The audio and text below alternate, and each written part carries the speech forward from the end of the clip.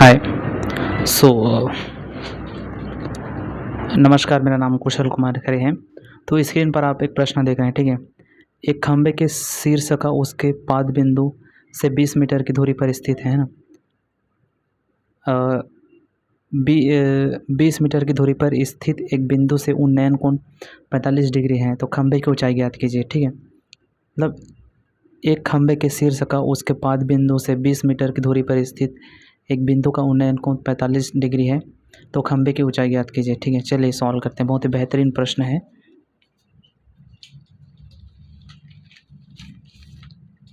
Hi, my name is कुशल कुमार खैरे। सो चलिए solve करते हैं।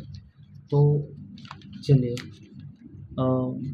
माना यहाँ पर जो है एक डायग्राम मैं बना देता हूँ, ठीक है।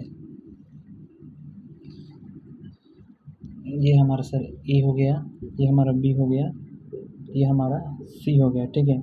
ये 45 डिग्री यहाँ पर एंगल बना रहा है ना। ये 20 मीटर है, 20 मीटर है, ठीक है। तो क्वेश्चन में ये कहा गया है कि सर है ना, जो प्रश्न में कहा गया है कि एक खंभे के शीर्ष पर उसके पाद बिंदु से 20 मीटर की दूरी पर स्थित एक बिंदु से उन्नयन कोण 45 डिग्री है। तो खंभे की ऊंचाई ज्ञात कीजिए, ठीक है। चलिए, तो मान के चलिए सर, हम यहाँ पर हमारा सर जो ए बी एक खंभा है, ठीक है।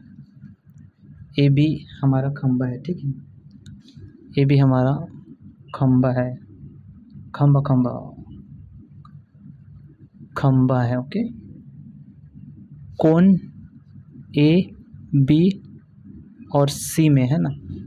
कोण ए बी सी में यहाँ पर जो है 10 की वैल्यू अगर हम लेते हैं तो 45 degree is equal to A B plus A B upon B C है ना, इज इक्वल टू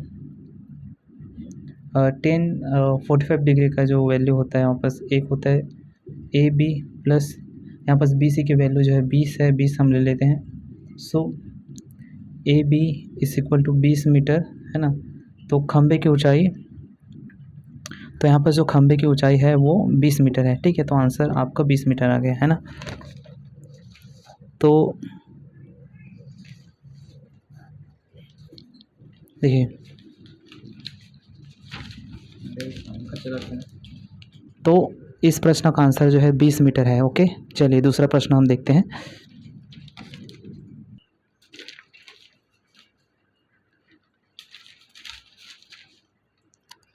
तो यहाँ पर आप देख सकते हैं, उस विकल्प को चुनें जो तीसरे पद से उसी तरह संबंधित है जैसा पहला पद दूसरे से संबंधित है, ठीक है।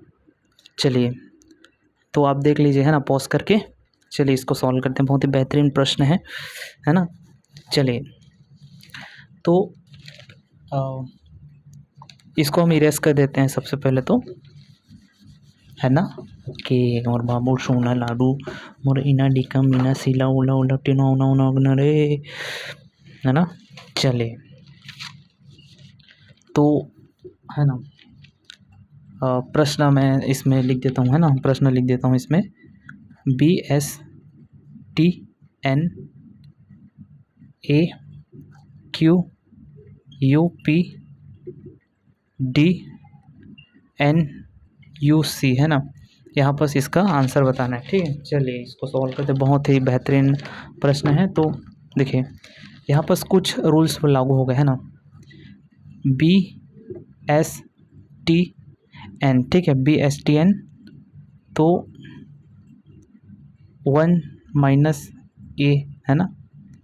इसमें sir 2 minus Q N 1 plus U N 2 plus P है ना। देखिए, जब भी देखिए, एक बात मेरा याद रखना, कंपटीशन एग्ज़ाम में जब आप बैठे हैं, है ना, जब जिस दिन आपका एग्ज़ाम है उस दिन समय की काफ़ी वैल्यू है। आपकी जो फास्ट है क्वेश्चन सॉल्व करने की एबिलिटी है, चीते से भी तेज़ होना चाहिए, है ना। दिमाग काफ़ी तेज़ होना चाहिए। प्रैक्टिस, इसीलिए कहा जाता है बेटा प्रैक्टिस करो। लेकिन बेटा आप तो प्रैक्टिस करते नहीं हो, है ना, तो कहाँ से सॉल्व होगा रे, है ना। चलिए, DNUC, यहाँ पर वो भी फार्मूला होगा 1 minus C 2 minus L 1 plus V 2 plus E, that simple. तो इसके स्थान पर आएगा आपका answer C L V E. Okay, बहुत ही सिंपल सा आंसर है, बहुत ही सिंपल सा फंडा है। ओके, अरे भोसड़ी वालों, प्रैक्टिस करो, देख कर ही करो, सही करो, क्या करते हो।